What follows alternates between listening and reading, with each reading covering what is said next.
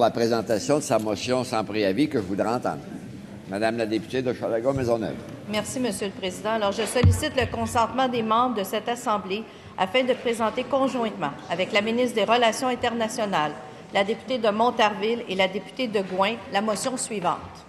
Que l'Assemblée nationale dénonce les violences et exactions dont sont victimes des centaines de civils innocents, ainsi que les viols et les mutilations génitales commis à l'endroit des femmes et des filles à l'est de la République démocratique du Congo. Qu'elle enjoigne les gouvernements québécois et canadiens, ainsi que la communauté internationale, à se mobiliser davantage afin de faire cesser ces violations répétées des droits de la personne et de porter secours aux populations déplacées et en danger. Est-ce que cette motion est adoptée? Pas adoptée, mais est-ce qu'on accepte le débat, pardon? Oui, Monsieur le Président, il y a consentement pour le débat. 2 minutes par intervenante, à commencer par Madame la députée de Hochelaga-Maisonneuve, Madame la députée de Montarville par la suite, Madame la députée de Gouin et finalement par notre ministre des Relations internationales. Monsieur le Président, merci. C'est clair, on s'entend pour en débattre. 2 minutes par intervenante autant que possible. Alors, Madame la députée de Hochelaga-Maisonneuve, à vous la parole pour votre intervention sur cette motion. Merci, Monsieur le Président. Permettez-moi de saluer la présence des membres de la communauté congolaise de Québec qui sont parmi nous aujourd'hui.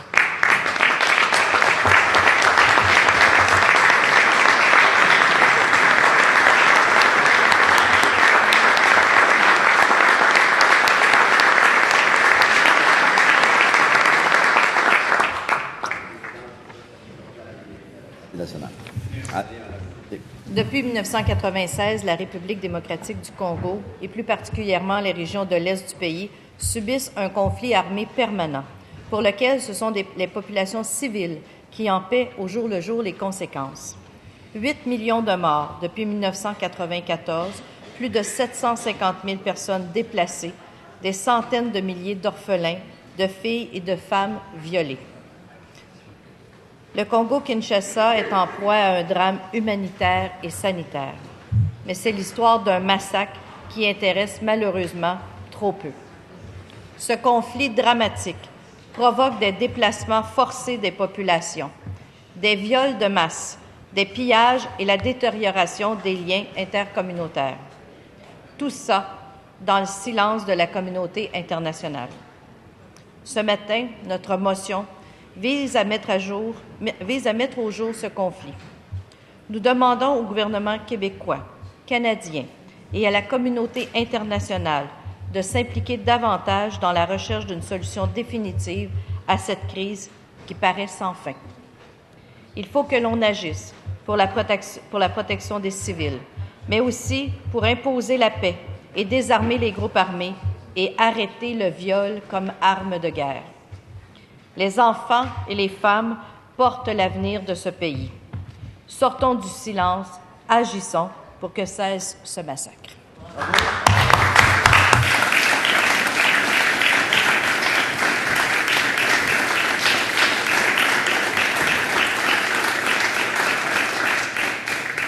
Alors, merci, Madame la députée, de votre intervention. Je cède maintenant la parole à Madame la députée de Montarville pour son intervention sur cette même motion. À vous. Oui, merci, Monsieur le Président. Vous comprendrez que ma formation politique également tient à saluer les gens qui sont dans nos tribunes ce matin, nos invités. Salutations à vous. Nous avons la chance ici, au Québec, nous avons beaucoup de chance. Nous vivons au sein d'une nation qui valorise les droits humains, une société où notre sécurité et notre intégrité physique sont protégées par nos droits et nos libertés. Cela est ancré dans nos valeurs, ça fait partie de nous. Mais d'autres, ailleurs dans le monde, n'ont pas cette chance. La population de la République démocratique du Congo est exposée à des actes de barbarie sans nom. Au Québec, nous reconnaissons la valeur inestimable de la vie humaine. Nous avons le devoir de propager cette valeur dans nos actions internationales. Depuis plusieurs mois maintenant, même des années, les Congolais n'ont de cesse de pleurer leurs disparus. Des groupes armés envahissent soudainement des villages, commettent leurs atrocités et s'en vont laissant terreur et carnage dans leur sillage. En mars, nous apprenions que même certains campements humanitaires qui tentent désespérément de venir en aide aux populations éprouvées devaient être abandonnés. Ces installations jugées trop dangereuses à leur tour n'arrivent même plus à offrir ce havre de paix dont ont tant besoin ces hommes, ces femmes et ces enfants frappés par le malheur. Les rescapés multiplient les témoignages. Et n'ayons pas peur des mots, Monsieur le Président, les gens sont enlevés, ligotés, violés, violentés et puis tués. Aucune cause, qu'elle soit religieuse ou politique, ne peut justifier ces massacres. Aucune. Il nous est impossible chez nous de rester insensibles face à ces horreurs. En tout respect de nos valeurs, nous avons l'obligation morale, minimalement, de faire quelque chose. C'est pourquoi nous réclamons aujourd'hui que les gouvernements québécois et canadiens, en collaboration avec la communauté internationale, bien sûr, prennent acte de ces massacres. Le monde civilisé doit réagir et venir en aide à ces populations durement éprouvées. Merci, M. le Président. Bravo.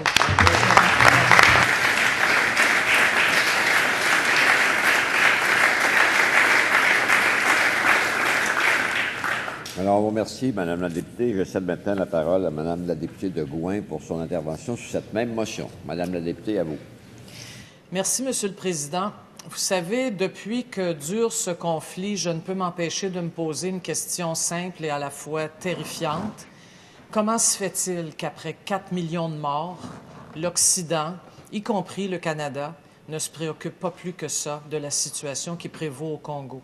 Pendant que tous les yeux sont tournés, par exemple, vers le Proche-Orient ou le Moyen-Orient ou le Maghreb, on oublie trop vite les 4 millions de morts et je pense que le chiffre est probablement en dessous de la réalité.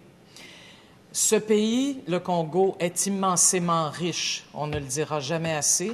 Il est riche, entre autres, de plusieurs propriétés minières, compagnies minières, et parmi lesquelles on retrouve plusieurs compagnies canadiennes, des multinationales, qui, probablement pas intentionnellement, mais qu'elles le veuillent ou non, contribuent à ce que s'instaure un climat de peur, de dissension, d'exaction, parce qu'elles embauchent des milices pour protéger leurs mines, et après, ces milices font partie des forces qui procèdent aux exactions dont mes collègues ont parlé.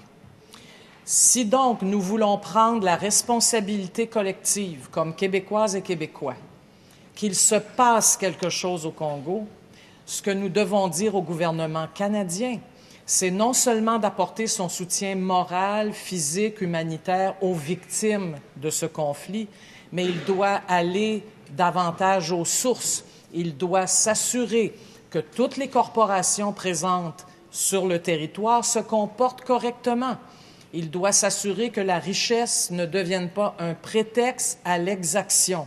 Sinon, nous allons encore une fois parler, nous allons encore une fois nous exprimer, mais il ne se passera rien. J'invite donc l'ensemble de mes collègues, y compris moi-même, on a besoin d'informations, à s'informer davantage sur la situation qui prévaut au Congo et bien sûr à apporter toute notre solidarité à la communauté québécoise d'origine congolaise. Merci, Monsieur le Président. Merci.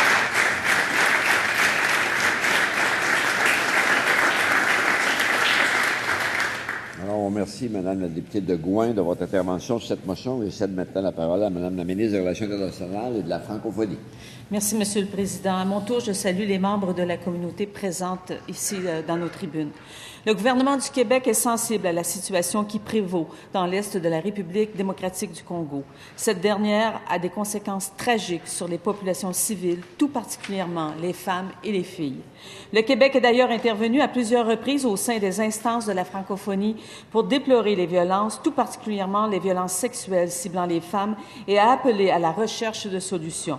Récemment, lors du 15e sommet de la francophonie à Dakar en novembre 2014, le Québec a prôné le renforcement de l'État de droit ainsi qu'une mobilisation accrue pour faire progresser les droits des femmes victimes de violences.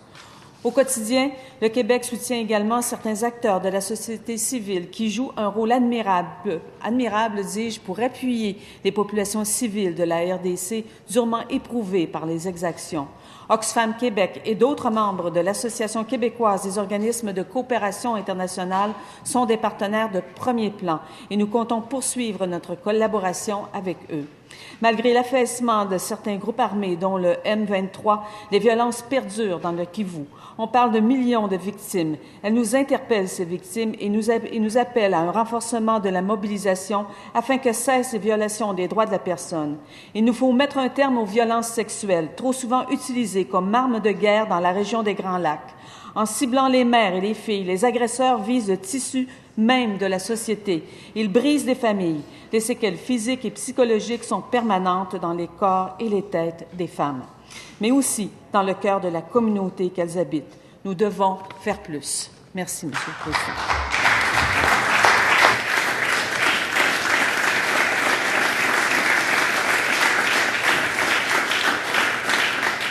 On vous remercie, Madame la ministre, de votre intervention sur cette motion. Est-ce que cette motion est adoptée? Adoptée. Je cède maintenant la parole. Oui. Comme cette motion s'adresse au gouvernement du Canada, serait-il possible d'en faire parvenir une copie et au président de la Chambre des communes et au premier ministre du Canada, M. Harper? Vous avez raison. Dans de telles motions, on a l'habitude, effectivement, que la présidence donne suite à de telles motions quand ça interfère d'autres législatures. Alors, ça sera fait. Je cède maintenant la parole à un membre du deuxième groupe de l'opposition. Je reconnais M. le député